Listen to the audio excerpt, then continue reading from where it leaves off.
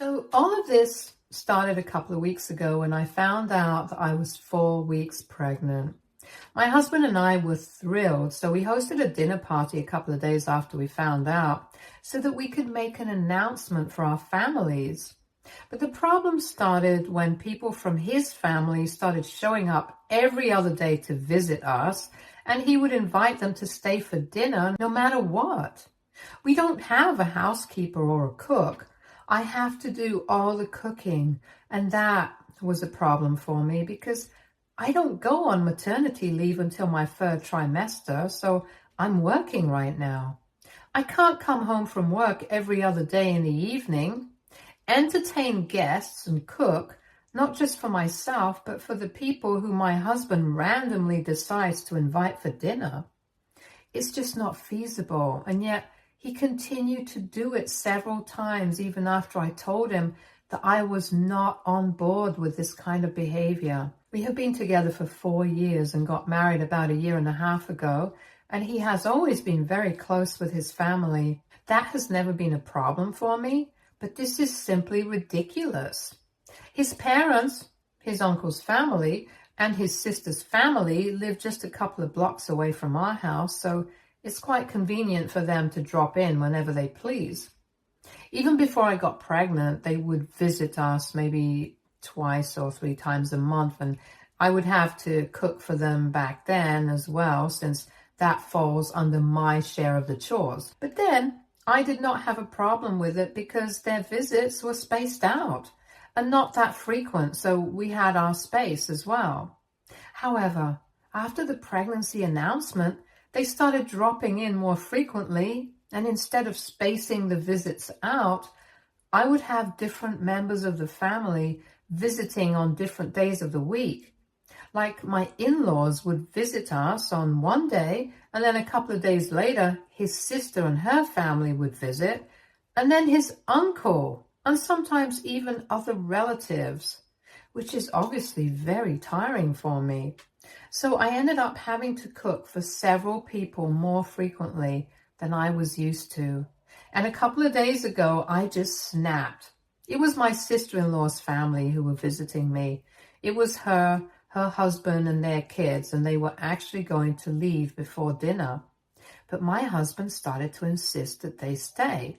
I was not there in the room at the time, but I could hear him insisting that they stay for dinner, and I started to feel really angry. So I thought that I would go to the living room and ask to speak to him in private so I could put an end to this. But when I went out, my husband made the mistake of telling me to serve them dinner at the earliest, and his sister actually started saying what she wanted for dinner. I just couldn't hold back anymore, so I ended up snapping and said, "Make it yourselves." I was really angry, so I did not even bother to wait for them to react, and I just went back inside my room and slammed the door shut. I knew that they had been pretty shocked by my reaction. I had seen that on their faces, but at that moment, it had become really hard for me to keep my temper under control, since this had started happening way frequently. I was not only mad at my husband for being insensitive and entitled, but I was also mad at his family because at least they could have had the good sense of declining to stay for dinner so frequently so that they wouldn't end up overburdening me. A couple of minutes after my outburst, my husband came into our bedroom and confronted me about what had just happened. He seemed quite upset as well, but I was not going to apologize because I had already told him several times that I was not cool with his family showing up every other day because I would end up cooking for all of them. And it was not easy having to do all of that after coming back home from a long day at work.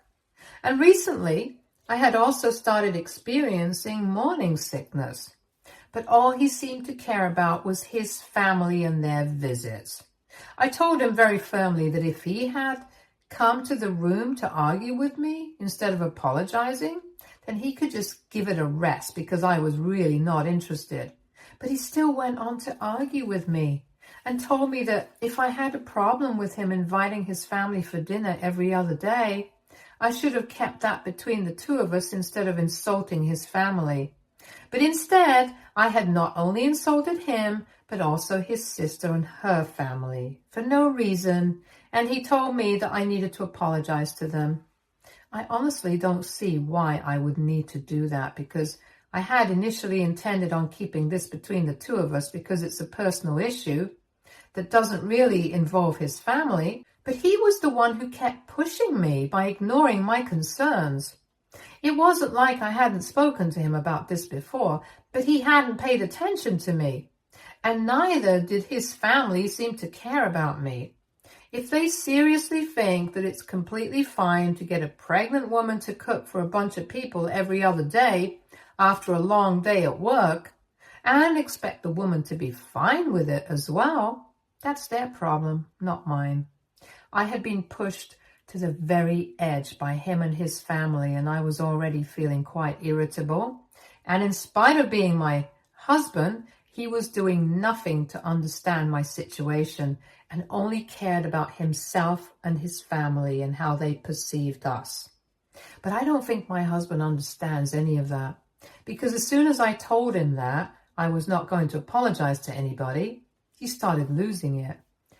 He started yelling at me in the room and told me that I was being supremely disrespectful to his family and that it reflected poorly on me, but also on him. He told me that I had embarrassed him in front of his sister and his brother-in-law, and for that, I needed to apologize because he was sure that his parents were going to find out about this as well. I kept trying to argue with him and explain my side of things and whatever I said in the previous paragraph, but he was just not ready to hear me out. After a while, I got so frustrated and exhausted trying to explain to him why I was so upset that I just gave up. I simply stopped arguing with him and let him continue to talk while I started packing my stuff. When he realized that I had started packing, he told me I couldn't just run away from the situation and expect everything to be fine. But I didn't care. I just continued to pack, and he went away so that he could sit and sulk in the living room. Once I had packed a bag for myself, I decided to get a cab and came here to my parents' house. I left while he was sitting in the living room, and he saw me leave, but he did not say anything to try and stop me.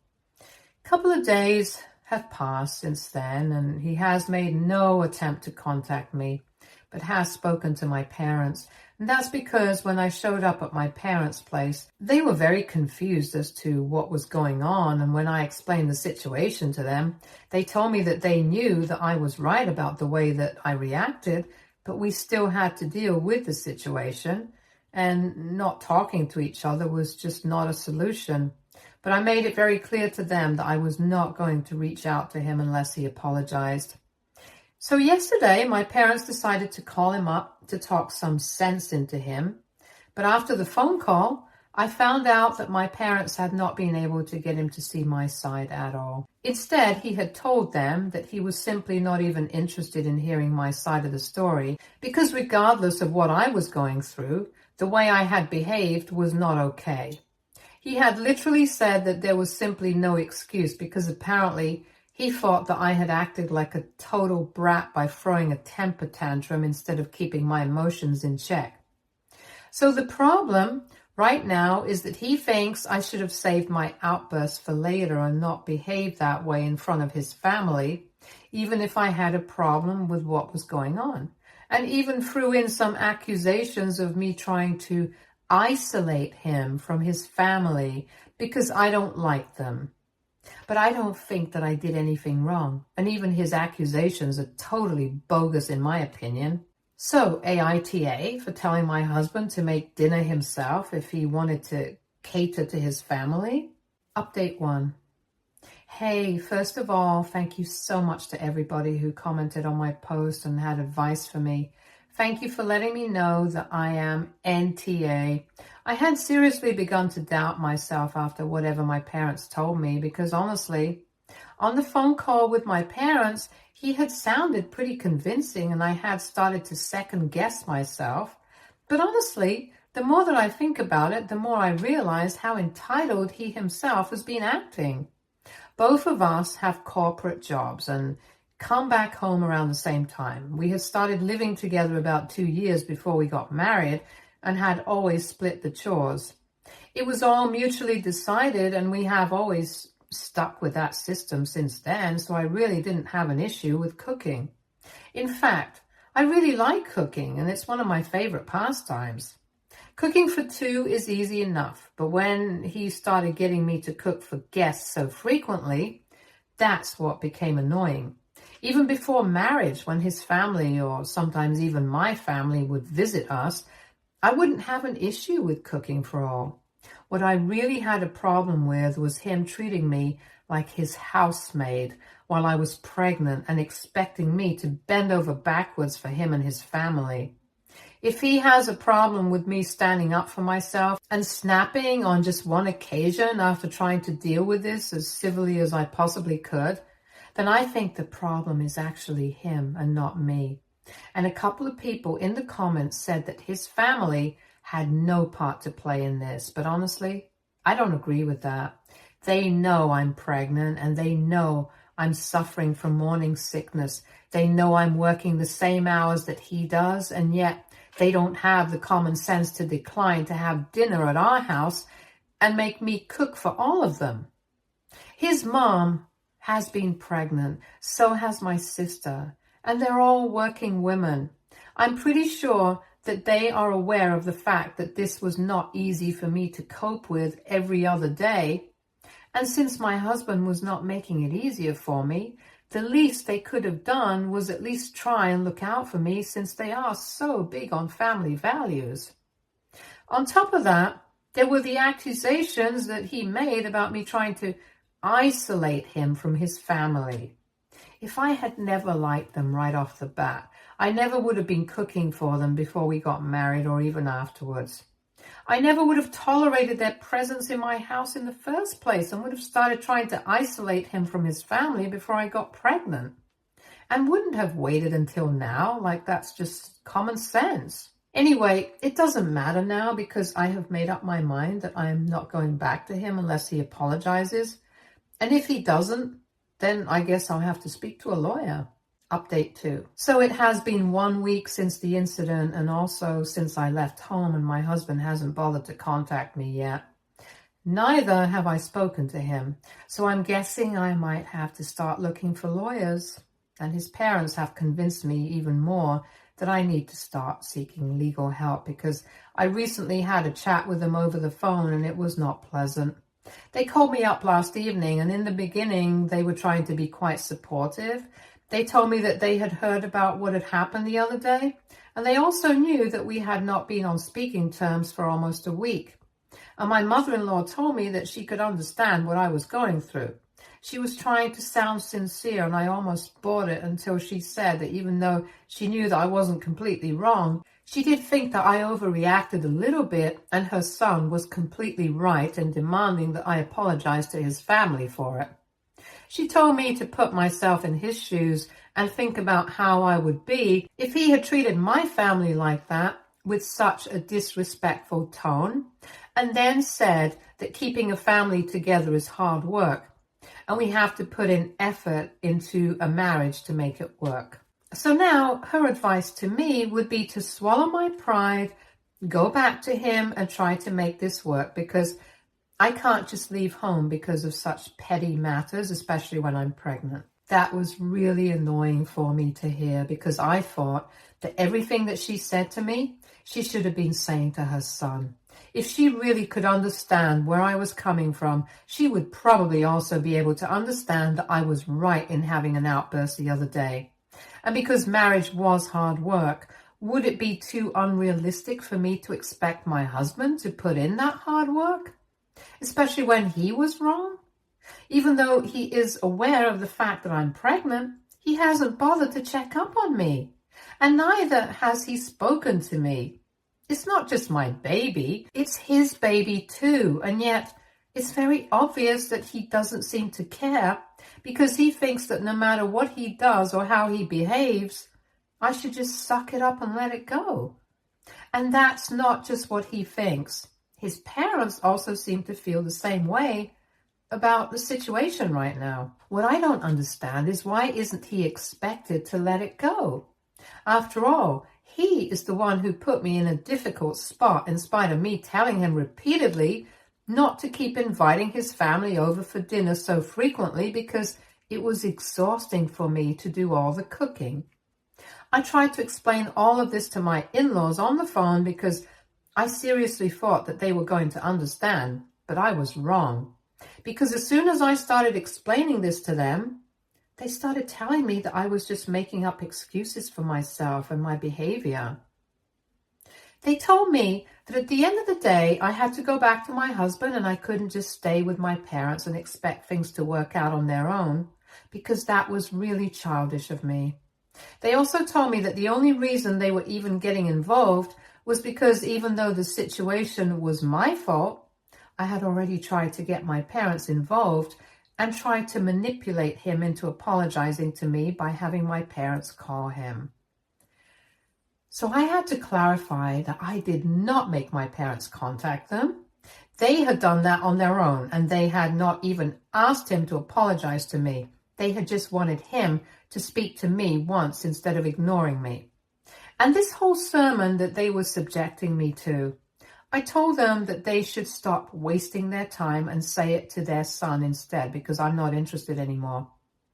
I guess my mother-in-law got offended at that, because then she started calling me names and stuff, and that's when I hung up because I'm not here for that. So far, it was just my husband that I was upset with, but now that his family is slowly getting involved, I guess I'm getting to see their true colors as well.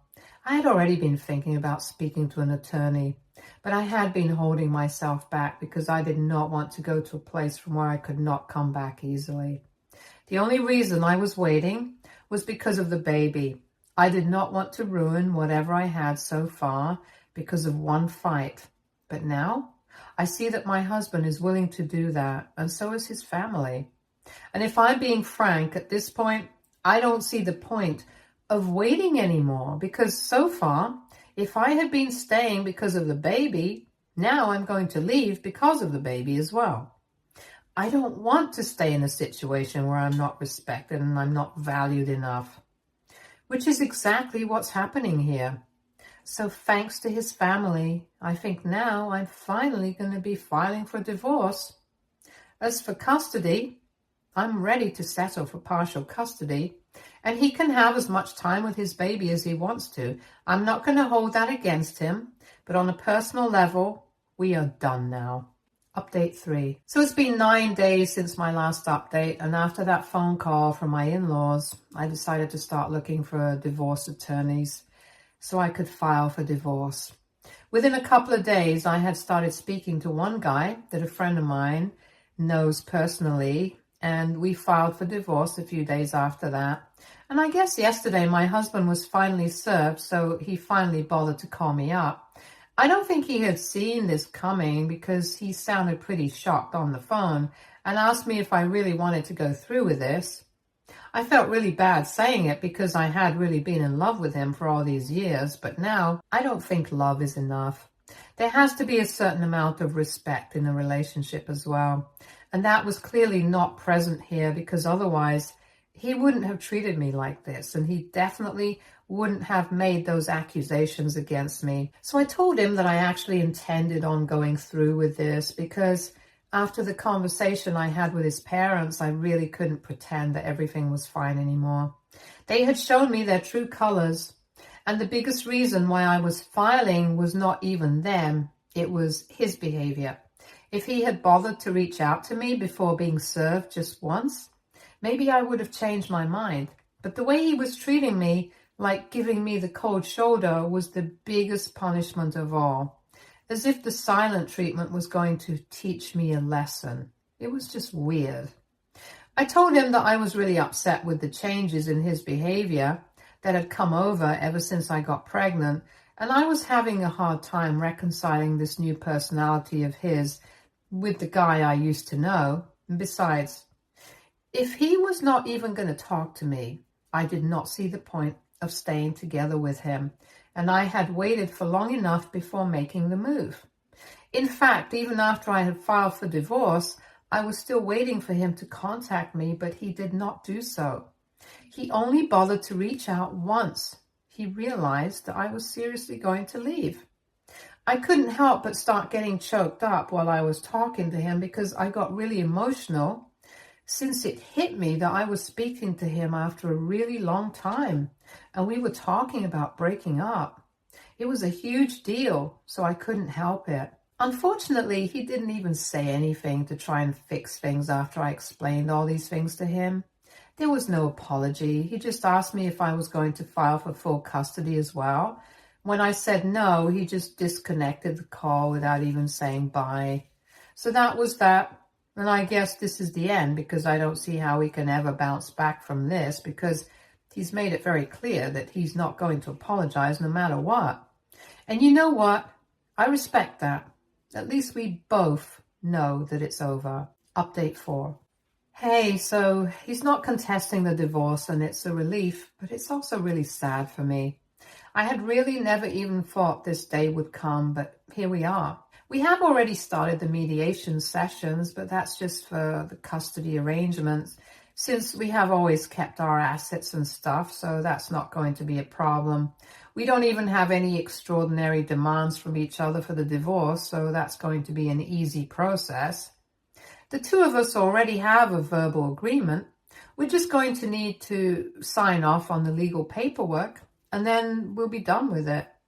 But about the custody arrangement, that's going to be a bit tricky because we are getting divorced before the baby's even born, and we know that we can't afford to have our newborn travel back and forth every week just so we can have enough time with our child. Currently, given this scenario, we are considering the idea of allowing our baby to live with me full time, and my husband can come and go as he pleases. I am going to be staying with my parents, so he knows where I'm at, and this is what we're considering for the first couple of years until our baby needs me a little less. I mean, biologically, our baby is going to need me the most once he's born, so we're just keeping that in mind. It's going to be difficult having him over every other day after the baby's gone, and I'm pretty sure that his family is also going to visit, but that's how we're going to have to deal with it. We have managed to be civil with each other so far during the mediation. We're hoping that we can carry that forward even after the previous bond, because we really don't want any negativity at this point. Update 5. Hi, so quite a few months have passed since my last update, and I'm currently in my 3rd semester, which means that I've gone on maternity leave. A pretty long time has passed since I last spoke to my in-laws or anybody from my husband's family. In fact, the only person that I have mainly been in touch with outside of my own family and friends has been my husband, or my soon-to-be ex-husband to be more precise. I had completely forgotten that I had bad blood with my in-laws after the last conversation we had, so when they called me a couple of days back, I answered the phone quite cordially, and that seemed to surprise them. And a few seconds after I realized that I had had a fight with them the last time we spoke, I toned it down as well. But luckily, the way that I answered the phone had set the tone of the conversation already, and they were very polite with me throughout the phone call. They didn't exactly apologize, but they did say that they regretted the fact that things were turning out to be like this.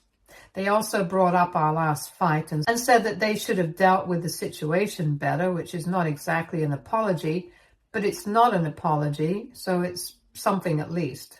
I told him that it was all in the past and tried to make it seem like it was not a big deal because honestly at this point, it really wasn't.